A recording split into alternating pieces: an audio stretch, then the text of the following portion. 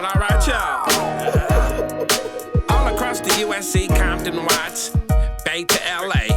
Pomona, California, from valley to valley, we represent that killer Cali. So if you keeping it real on your side of your town, you tune in to Gangsta Chronicles. Gangsta Chronicles, we gon' tell you how it goes. If I lie, my nose will grow like Pinocchio. We gon' tell you the truth and nothing but the truth. Gangsta Chronicles, this is not your average show. You're now tuned into the real MC8, Big James, and Big Steel. This is strictly from the streets. Hello. We represent the James. I had two hard-working parents. Like, I had a stepdad. I knew who my real dad was. My stepdad, that's actually whose last name I got. He was an older cat from Mississippi. Okay. So his whole thing was, you don't lay your ass in the bed. I had discipline in the house, too. I wasn't allowed to sleep in to 12 o'clock in the afternoon. You get your ass up and come and rake them leaves up, shovel snow, or do what it is you do.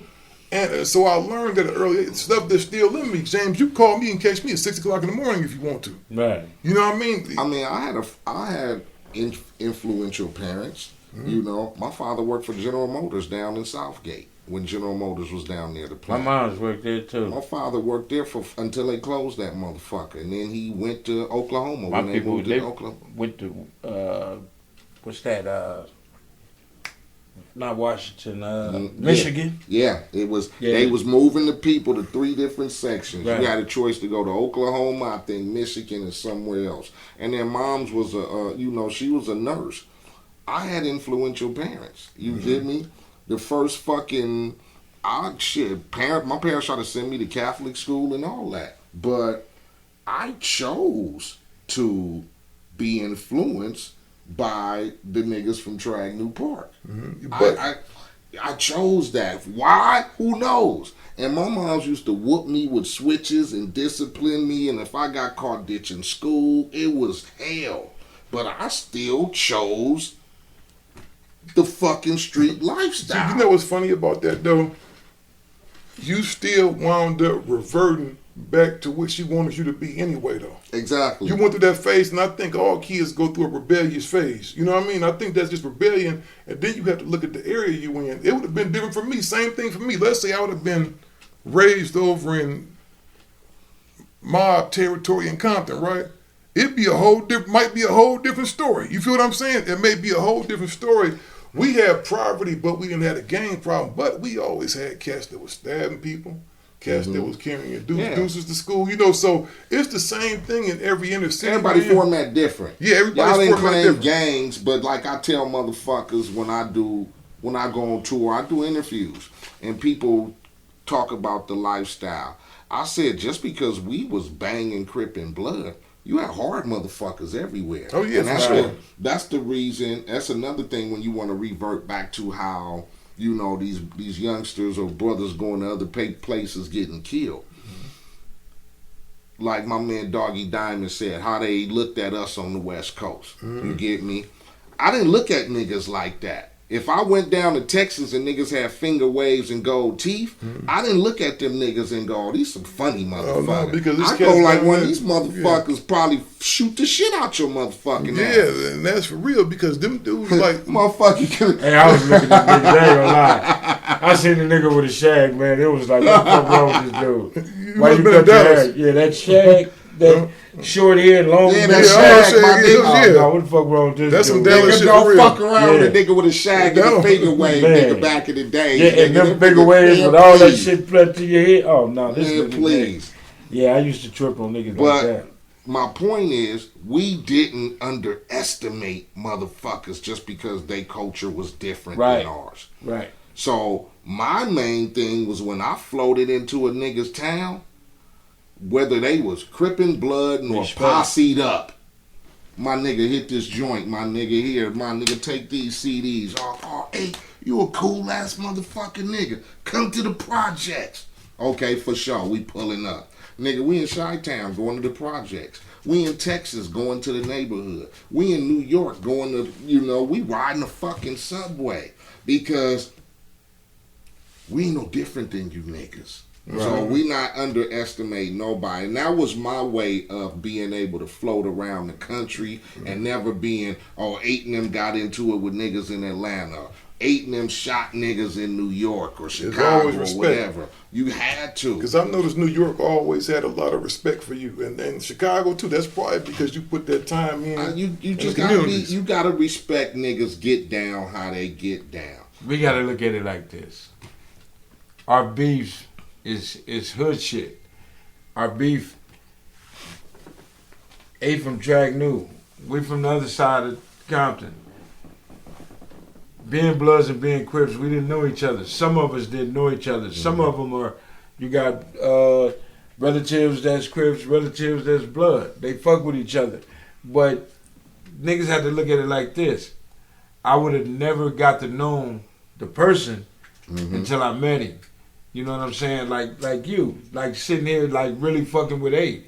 And just thinking we'd have crossed paths, we'd have been shooting at each other, not even knowing really why. We shooting because of the color. Exactly. You know what I'm saying? And half of these cats, and like I said earlier, man, and I'm gonna put myself in this because I'm far from a hypocrite. We've done shit, we make excuses. We make excuses for all the wrong reasons. If I'd have took my ass to school instead of wanting to be out there at lunchtime fighting, gang banging, I'd have been in class trying to learn something. I'd have 18, I'd have finished school, and I could have went to the motherfucking military or something. You know what I'm saying? So we have choices. My granddaddy was a ace mechanic. I learned all kind of shit from him, carpentry and everything else. So I could have did something. But I didn't want to do nothing. I'm a motherfucking gangbanger, full-fledged. I ain't doing that. You feel me? And what I'm saying is, these are the choices that I made, just like half of these cats out there is doing. They want to be in the hood because this is what we think we taking and protecting, the hood. But the hood ain't protecting shit and ain't giving shit. They don't give a fuck about you. It's very unloving. But the what you call it is, it's damn near too late before we figure it out. That I got to get out of the hood. I can't raise my kids in the hood. It's too dangerous. You know what I'm saying? I refuse to have my grandson or go back to Compton to raise him there. Fuck trying to show him where I come from. I'm going to show you where we going. Exactly. I'm not going to teach you none of that shit. You know what I'm saying? Shit. And wouldn't give a fuck what nobody say.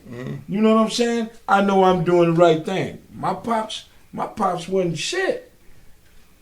If he was here today or anything, he'd probably be dead because of me. You know what I'm saying? My father was a ruthless ass nigga. And many times, I thought, man, I got to kill this dude for this dude to stop doing me like this. You feel me? And whatever his reasons was, my reasons is not to treat my kids like that motherfucker did me.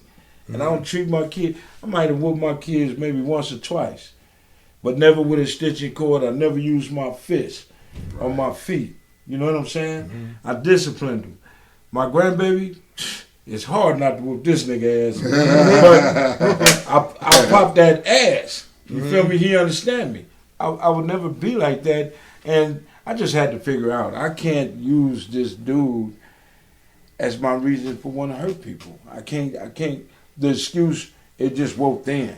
Yeah, we have to break that cycle, man. That's what it is because I remember, man, you know, and I got to give shout out to my pops because he did come and do the right thing later on as he matured. I understand, man. See, sometimes you got to look at your parents and say they got demons they fighting too, right? Of course. He came from a fucked up situation. So the thing was, I remember many a time I'll be waiting for this dude to come, right? And I have my little clothes and, you know, the trash bag. You know, we used to put our clothes in the trash bag. I'm ready to go. I'm ready to mob. I just know I'm going with my pops this weekend. He a cool dude. He got a van. He let me eat what I want to. You know what I'm saying? He a cool nigga. And this nigga just don't show up. So after all them heartbreaks and stuff, you start building malice in your heart because that's how I wound up with the same last name as my stepdaddy. Because my stepdaddy evidently noticed that. He said I felt separated from my brothers. Because I was like, these niggas got their daddy and their mom in the house. And even though I didn't know it at the time, I was building resentment for that. Right. Because I kind of felt like the outside nigga. So he was like, no, you my son too. I feed you, I clothe you and shit. You want your last name to be Steele too? Hell yeah. Right. Because, the conversation I have now with my old man, there ain't no disrespect to you, Pops. I love you to death. But, he talked to me about changing my name back to Sanders. And I was just like, for fucking what? These are my kids' name now. He wants you to change your name back? Yeah. And my thing was this. I forgive you, but that's the thing you're going to have to live with now. Right. Because I'm not going to change my life around, and I'm not going to shit on that man, rest in peace, Pops, but I'm not going to shit on him. Mm-hmm. You feel what I'm saying? Because it's like, you should have been there. There's no way one of my kids would have been born and not have my last name. Right. That's just what, that wouldn't happen. I'd have tore some shit up. You know what I mean? You allowed that to happen, so that's the thing you have to deal with right now. Well, yeah, I think a lot of us came from, the moms had to, struggle and handle us for a while because a lot of our fathers were, in a place that wasn't, fatherly like, whatever, Mm-hmm. I think all of us I went through sort of similar situations, my pops in the military, came home, you would think he was my pops was a good dude. I mean, I didn't get beat or nothing but he was a hard motherfucker when it came to my mom's. You get me? So that had resentment to where we didn't even want Pops around. Right, because ain't nobody gonna watch moms get hit. Exactly. So once he took off and left, and went out of state, not that it was a better situation, but then it was kind of better because moms always held it down and tried to show us it was a different path. It was just not having a older figure in my life that made me gravitate to gangbanging. Because my sister was fucking with the gangbangers or dating them or whatever. So me as a young kid, no older brother, Pops not around, my influence was glistened by the streets. You right. get me? Looking at the niggas on the corner serving, and the hot bitches in school and shit that fuck with the drug dealers or the niggas who was claiming sets and shit. So even though my Pops was down the highway, he was living, right up the street or whatever, and we sort of tried to have a relationship, but it didn't form because by the time I started banging, it was like, man, please, you get me? Mm-hmm. And I was only 14, 15, but the mentality was, yeah, I fear my moms, but when it came to my Pops, I really didn't give a fuck. You get me? Shit, my Pops, that nigga said he had to go. After he found I had 4 guns at the house, that motherfucker said, oh, this motherfucker got guns. I had accidentally shot my little brother at the time. He found my pistols and was playing cowboys and robbers across the street.